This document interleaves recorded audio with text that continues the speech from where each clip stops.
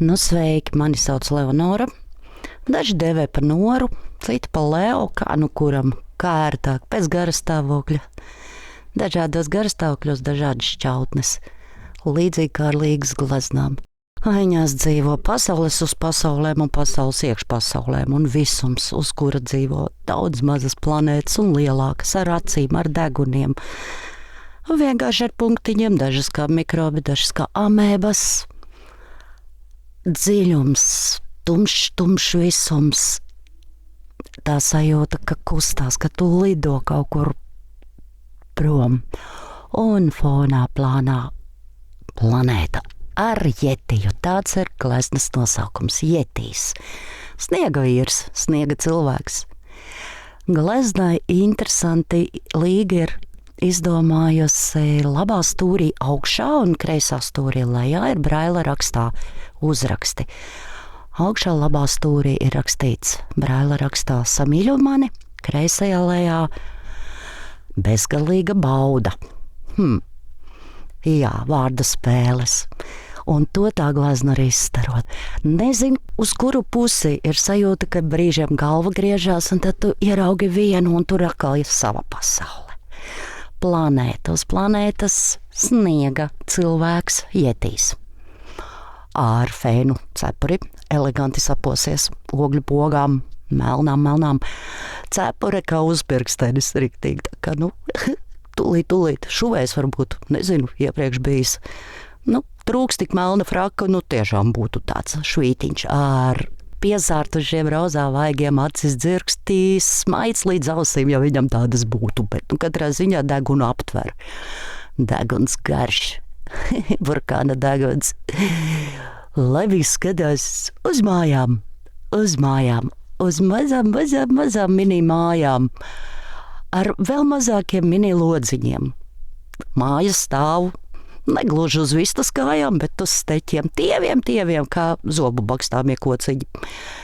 Kā viņas tās mājas notur, nezinu, bet notur un stabili, un ir sajūta, ka tās mājas viegli šūpojās. Vienai liels garš skurstenis rozā dūmi kūp, iespējams tur bēdiņos kaut kādi tauriņi, tēju vāra, kas to zina, kādas ogas salasīšu un kur pakluso no visiem. Jā, krāsas spēles ir fantastiskas, tirkis un lašs, rozīgi oranžs, un visā valda dzīvība, kur galvu pagriez, visur kaut kas dzīves ir sajūta tā, ka gribās pieskarties, apdaustīt, samīcīt. Ir tāda pilnīgi smaržas sajūta, un tie dūmi, rozā baloniņi sirdsveidā lido apkārt. Jo, kaut kur debesīs lidinās arī it kā zvaigznīte, bet zvaigznītē galā aste tā kā tārps. Mazi tārpi lidot pa to gleznu arī. Dzīvība, bezgalība. Aura tāda, ka vienkārši elpu aizrauj. Un, ka paskatās uz vienu pusi, redz atkal jauna pasaulē atkal kaut kas. Ja gleznu pagrieztu pa labi, tur spoki rādās uz planētas, ja apgāstu kājām gaisā apakšā, seja tāda kaut kāda izlīdusi spocīga. Gar, teiksim tā, planētas malu skatās, vēro, ko tas sniega vīrs tur sadomājis. Jā, viņam tāds nešpatnēs tas smaidiņš, ja tas balli iespējams, kas to zina, kas te mājā tur darās. Formāts nav liels, bet viņā dzīvo pasaulē. Kad pieskatās piebāž degunu tuvāk, tad izrādās sniega cilvēkam uz rokas sēž mazs brūns putnēns, kur viņš tur uzradies, kas to zina. Katram vajag savu mazo draugu. Līgas fantāzija, viņa ir neizsmeļama.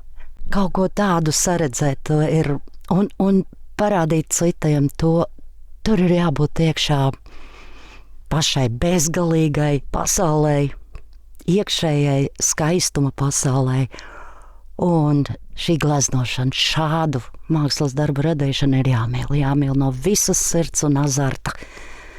Viss ir tik filigrāni, tik sīki, ir sajūta, ka tās daudzās planētas ir ar mazu tievu smalku šujamādatu, gleznotas virsū liktas pa punktiņam, pa sīkumiņam.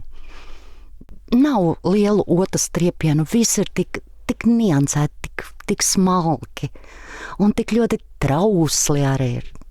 Viss tāds plīvojošs, vējains, bet te pašā laikā arī interesants stāstu. Te varētu vērot un skatīties un nezinu, kādas pasakas izgudrot. Jāļauj tik fantāzijai lidot, un tad var sadomāt pašu vellu, kā saka. Šī glezna ir unikāla ar to, ka viņa ir tiešām aptaustāma. Braila raksts uz gleznas ir ar rokām taustāms. Tu gleznu var čamdīt un aptaustīt un sajust.